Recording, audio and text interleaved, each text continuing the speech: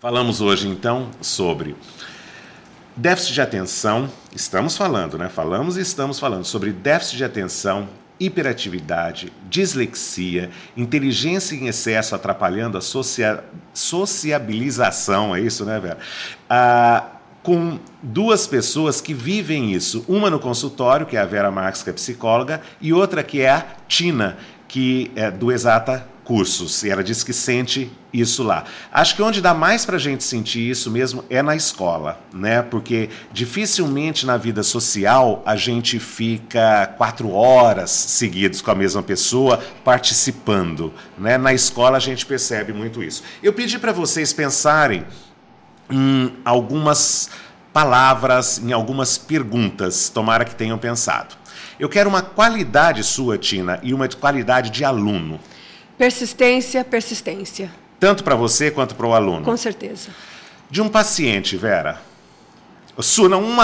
Uma qualidade sua e uma que um paciente deve ter. A minha persistência. Também, certo. E o paciente, quando ele está aberto à mudança, quando ele reconhece nele a necessidade de mudança. Nele, não no outro. Não no outro. É o método indutivo, né? Parte do indivíduo para o todo. E um defeito seu, hein, Tina? Tem? O meu é muita agitação. Você é muito agitada, não diga. E de aluno, um defeito que te incomoda? É a ociosidade. Ociosidade. Um defeito seu? Exigente. Não, você quer que eu ajude a achar um defeito seu?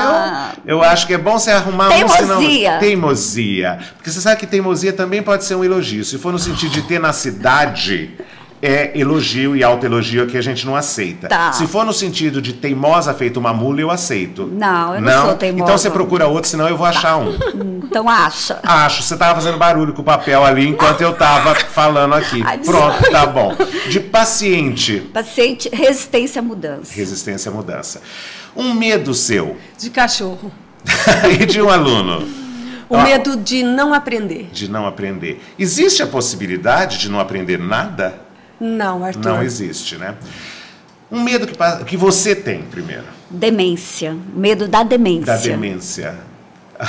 Você sabe que eu não tenho da demência se ela for negativa. Se ela for transformadora, eu estou aí. E transformadora no sentido positivo. E de paciente, o medo que um paciente da tem? Loucura. Também. O paciente tem medo de estar ficando da louco? Loucura. É.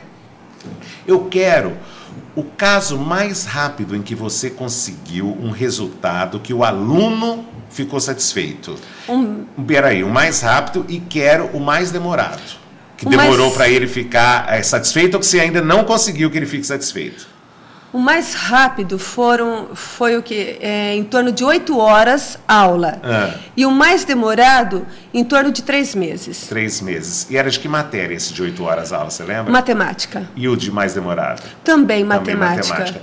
E um de paciente, o caso que você conseguiu um resultado mais rápido e um que conseguiu mais demorado que ainda não conseguiu, Vera? Os mais rápidos, normalmente, são os transtornos de fobia. O que é um transtorno de fobia? A fobia social, a fobia... Tem medo de sair em público. De sair em público, então... Não, mas eu me lembro que na pré-entrevista você contou um rapidíssimo, porque tem gente que por exemplo, não está ouvindo ou não está enxergando e acha que tem déficit de atenção, e o problema é de visão ou de surdez. Não teve um caso exatamente, que você contou assim? Também. Esse foi o mais rápido, né? Você falou para ele, seu problema não é déficit.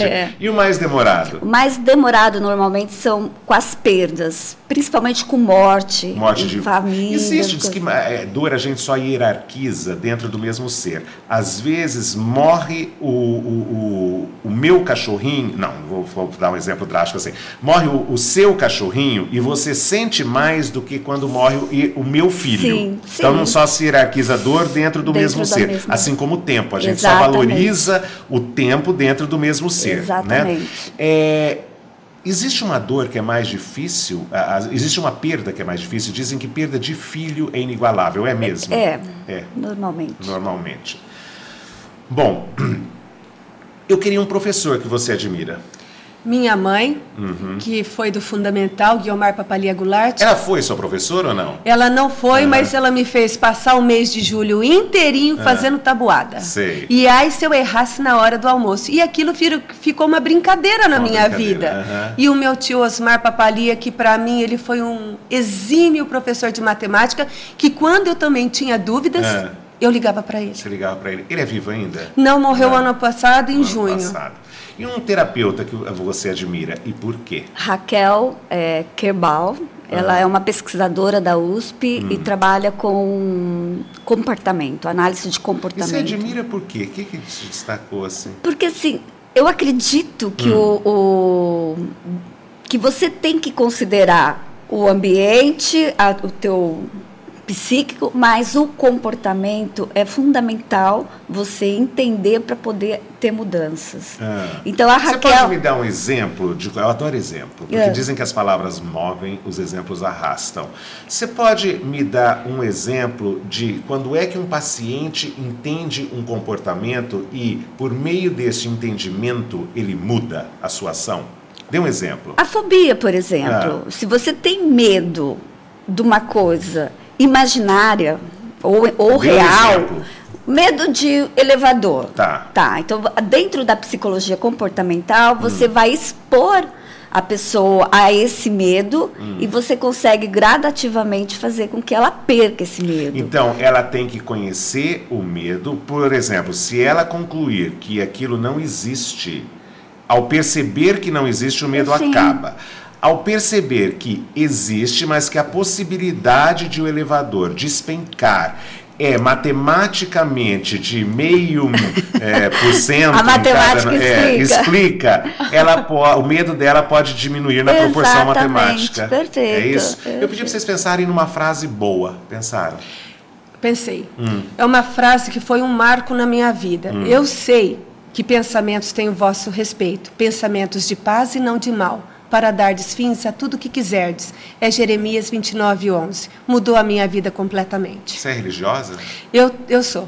Qual é a sua religião? Evangélica. Evangélica. Você pensou numa? Pensei. No fim tudo dá certo. Fernando Sabino. Adoro essa frase. Eu gostaria que ele fosse verdadeiro. Não... que no fim tudo dá certo, mas eu acho só uma frase de efeito. Você é muito poliana, mas tudo bem.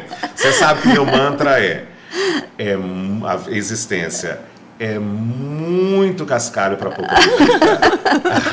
Lastreado só pelo que eu vi e vivi nessa existência, não existe justiça cósmica. Claro que eu sou um ignorante e não posso avaliar existências anteriores, futuras ou ressurreição. Avaliando só o que eu já vi e já vivi, não existe justiça cósmica. Portanto, Sabino, na minha opinião, está errado.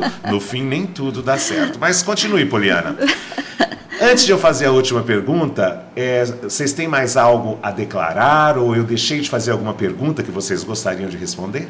Não. Não? Não também. Então, para a gente encerrar, o que é que vocês ainda querem da vida em sentido amplo? Eu quero ter muito mais fé, porque o melhor de Deus ainda eu não vivi. Eu quero disposição para conhecer o resto do mundo que eu não conheço. Foi um prazer entrevistar Tina e Vera. Obrigada.